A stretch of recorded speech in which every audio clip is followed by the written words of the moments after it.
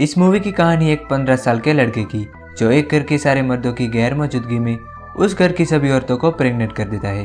फिर वो इन सब से कैसे बचता है, ये हम आज की इस वीडियो में देखने वाले हैं। हेलो दोस्तों, आज मैं एक्सप्लेन करने वाला हूँ 1986 में आई फिल्म जिसका नाम है what every fresh woman want. Movie की शुरुआत रोजर नाम के लड़के से होती है जो समर वेकेशन पे अपने घर लौट रहा था। उसे लेने के लिए उसकी माँ घर की एक मेड को भेजती है जिसका नाम मिस लपेते होता है। वो दोनों जब वापस आ रहे थे तब रोजर मिस लपेते के संतरे को देखने लगता है और मिस लपेते को भी अपने संतरे दिखाकर मजे आ रहे थे। वो दोनों ऐसे ही मजे मजे में घर पहुंच जाते हैं। घर के बाहर रोजर की सारी फैमिली उसका वेलकम करती है जिसमें उर्सुला नाम की एक मेड रोजर के कपड़े और सामान को ले लेती है। तभी रोजर की माँ की नज़र रोजर की पैंट पर पड़ती है। वो उससे पूछती है कि तुम्हारी पैंट पे क्या लगा है। दरअसल रोजर ने मिस लपेते के संतरे को देखकर अपनी पेट में ही दही जमा दिया था, पर तभी उसकी आंट कहती है कि इस उम्र में तो ये सब होता रहता है। उसके बाद रोजर घर में आता है। तब हम रोजर की छोटी बहन को देखते हैं जिसका नाम बर्ता होता है। वो रोजर को जंगल में घुमाने ले जाती है।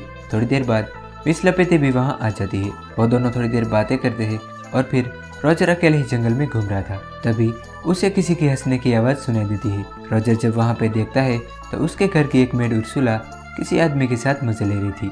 ये देखकर रोजर की फटके हाथ में आ जाती है और वो वहाँ से भाग जाता है। रात को जब रोजर डिनर कर रहा था तब घर की एक दूसरी मेड जिसका नाम हेलन था वो रोजर पे लाइन मारने लगती है। डिनर करने के बाद जब रोजर अपने कमरे में आता है तब बाहर से उसे किसी की आवाज़ सुनाई देती है। जब वो अपने कमरे से बाहर आके देखता है तो वहाँ पर हेलन होती है। वो आधी दरवाजे से बाहर निकली हुई थी और कोई पीछे से उसका गेम बजा रहा था।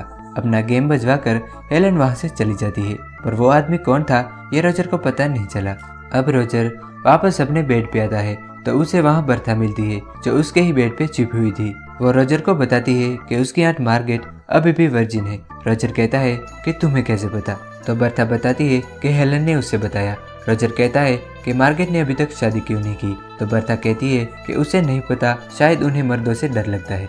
अगले दिन बर्था रोजर को जंगल में घुमाने ले जाती है जहाँ पर वो दोनों अपनी घर की मेड को नदी के किनारे बैठे हुए देख रहे थे जो वहाँ पर रोज नहाने के लिए आया करती है। तभी वहाँ पे 3 आदमी आते हैं। वो भी रोजर के घर के नौकर ही थे। वो उन मेड्स के सामने ही पौधों को पानी देने लगते हैं तो मेड्स भी उन्हें अपने संतरे दिखाने लगती है। फिर अगली सुबह रोजर के डैड और उसकी बड़ी बहन एलिसा घर पे आए हुए थे। सब उनका वेलकम करते हैं पर एलिसा रोजर को सिर्फ हेलो बोलकर चली जाती है जिससे रोजर सोचता है कि उसके साथ ही ये नाइंसाफी क्यों हो रही है। तभी वहाँ बर्था आती है और वो उसका मूड ठीक करने के लिए उसे एक चर्च में ले जाती है जहाँ रोजर की आंट मार्गरेट पादरी से अपना गुनाह कबूल कर रही थी। वो फादर से कहती है कि उसे बहुत बड़ी गलती हो गई है। उसने जब से रोजर को देखा है वो उसके प्यार में पागल हो गई है और कभी कभी तो वो रोजर के साथ सपने में इंटीमेट भी हुई है। और ये सारी बातें रोजर चुपके से सुन रहा था। वो मन ही मन बहुत खुश होने लगता है, पर तभी वो वहाँ से गिर जाता है जिससे फादर और उसकी आंट को पता चल जाता है कि रोजर ये सब सुन रहा था। इसीलिए वो रोजर को उसकी मॉम के पास ले आते हैं। यहाँ पर रोजर की मॉम फादर से कहती है कि इसे क्या सज़ा मिलनी चाहिए। तब फादर कहता है कि इसे मार मार के इसका पिछवाड़ा लाल कर दो। रोजर की मॉम को भी ये आइडिया बहुत पसंद आता है। फिर वो ये काम रोजर की आंट के हाथों ही पूरा करवाती है। उसके बाद रोजर उल्टा होकर सो रहा था क्योंकि उसका पिछवाड़ा लाल हो चुका था। तभी उसे फिर से कुछ आवाज़ सुनाई देती है। जब वो बाहर जाके देखता है तो हेलन फिर से आती बाहर और पीछे से उसका कोई गेम बजा रहा था, पर रोजर को अभी भी नहीं पता कि वो आदमी कौन है। पर तभी रोजर की नजर अंकल फ्रैंक पर पड़ती है जो हेलन वाले नज़ारे को देख रहा था। वो रोजर को देखकर वहाँ से चला जाता है। उसके जाते ही वहाँ पे उर्सुला आती है और रोजर को सुबह वाली बात पे हौसला देती है। तब रोजर उसे पूछता है कि वो कौन है जो रोज इन मेड्स के साथ मजे लेता है। तब उर्सुला कहती है कि वो एक सिगरेट है। उसके जाने के बाद रोजर मिस्टर फ्रैंक के पास जाता है ये सोचकर कि शायद उससे पता होगा। वो जैसे ही उसके कमरे में पहुंचता है तो वो देखता है कि मिस्टर फ्रैंक एक हाथ से दूरबीन और एक हाथ से हाथ गाड़ी चला रहे थे। रोजर को वहाँ देखकर वो वहाँ से भाग जाता है। रोजर को वहाँ अपने सवालों के जवाब तो नहीं मिले, पर वहाँ उसे एक बुक मिलती है जिसमें टपाटप करने वाली बहुत सारी कहानियां थी। रोजर उस किताब को लेकर घोड़ों के अस्तबल में जाके उसे पढ़ने लगता है। तभी घर का एक नौकर वहाँ पर आता है। रोजर उसे देखकर वहाँ छुप जाता है। थोड़ी देर बाद हेलन भी वहाँ आती है और वो मुर्गियों को खाना खिलाने लगती है।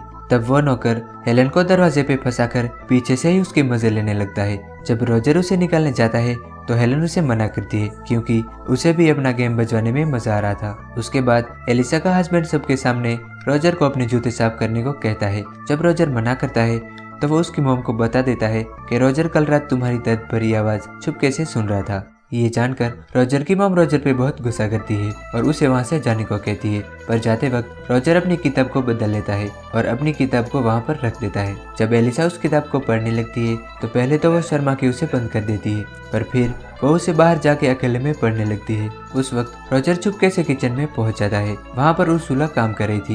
वो पीछे से उसे पकड़ लेता है। उर्सुला को लगा कि वो कोई और है, इसीलिए वो उसके सर पे प्लेट मार देती है, पर जब उसे पता चलता है कि वो रोजर था तब वह उसके साथ मजे करने के लिए तैयार हो जाती है। पर तभी अचानक किचन में एक और मेड आ जाती है। रोजर तुरंत वहाँ से भाग जाता है। तभी उसे मिस लपेटे याद आती है। वो मिस लपेटे के पास आता है और पीछे से उन्हें पकड़ लेता है। मिस लपेटे ऊपर ऊपर से मना करती है, पर असल में वो रोजर के साथ टपाटप करना चाहती थी। पर तभी एक पोस्टमैन आके कहता है कि जर्मनी ने फ्रांस के साथ जंग का ऐलान कर दिया है। ये सब सुन के रोजर का काम फिर से अधूरा रह जाता है। अब अगली सुबह सारे मर्दों को जंग में जाना था, इसीलिए वो लोग एक पार्टी रखते हैं, पर मिस्टर फ्रैंक जंग में जाने से मना करता है क्योंकि उसे अस्थमा था। उस रात सारे मर्द अपनी अपनी औरतों के साथ मजे ले रहे थे। अकेला रोजर ही था जो मायूस होकर घूम रहा था।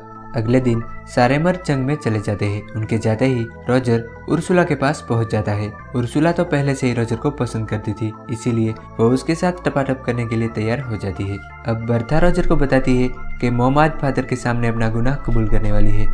वो दोनों उनकी बातें सुनने लगते हैं। यहाँ पर रोजर की मॉम बता रही होती है कि उसका हस्बैंड उसके साथ अलग अलग पोजीशन में उसके मजे लेता है। वैसे तो उसे भी मजा आता है, पर कभी कभी उसे लगता है कि कहीं वो कोई पाप तो नहीं कर रही। तब फादर उसे कहता है कि वो तुम्हारा पति है, तुम जैसे भी चाहो उसके साथ कर सकती हो, उसमें कोई पाप नहीं है। उसके बाद रोजर घर की एक और मेड के पास पहुंच जाता है और उसका भी गेम बजाने लगता है। रात को वो अपनी आंट के कमरे में जाता है और उसका वेट करने लगता है। जब उसकी आंट आती है तब वो उससे पूछता है कि तुम अभी तक वर्जिन क्यों हो। उसके बाद वो उसके भी मजे लेता है। अब वो उर्सुला को आधी कमरे से बाहर रख के जमकर उसे पेलता है। रोजर यहाँ भी नहीं रुकता, वो एलिसा को भी नहीं छोड़ता। अब रोजर के कमरे में लड़कियों की लाइन लग जाती है। कभी कभी तो वो एक साथ 3-3 लड़कियों की गेम बजा देता है। एक दिन एलिसा उसे बताती है कि वो प्रेग्नेंट है। ये सुनकर रोजर परेशान हो जाता है और तभी वह भी खत्म हो जाती है और सारे मर्द वापस आ रहे थे। अब रोजर को एक के बाद एक खबर आती है कि वो सभी प्रेग्नेंट है जिसके साथ उसने ये कांड किया है। वो ये सोच ही रहा था कि इन सब से बाहर कैसे निकले। तब घर के सारे मर्द भी वापस आ गए थे। अब रोजर एलिसा के पास जाता है और उसे कहता है कि तुम अपने मंगेतर को सेड्यूस करो ताकि सबको लगे कि ये बच्चा तुम्हारे मंगेतर का है। उसके बाद वो एलिसा के बेड पे रेड नेल पॉलिश लगा देता है ताकि उसके मंगेतर को लगे कि एलिसा अभी भी वर्जिन है। अब वो अपनी आंट से कहता है कि तुम मिस्टर फ्रैंक के साथ अपना गेम बजवाओ जिससे उन्हें लगे कि ये बच्चा उनका है। और उर्सुला तो गांव के एक आदमी के साथ शादी कर लेती है। अब इन सब के बाद रात को रोजर हेलन के साथ पलंग तोड़ टपाटप करता है। अंत में वो रोजर से कहती है कि वो भी प्रेग्नेंट है। तब रोजर कहता है कि तुम्हारे लिए भी कोई आदमी ढूंढना पड़ेगा। तब हेलन कहती है कि इसकी कोई जरूरत नहीं है, उसने घर के सभी मर्दों के साथ टपाटप किया है, इसीलिए वो किसी का भी नाम ले लेगी। और इसी के साथ ये मूवी यहीं पे एंड हो जाती है।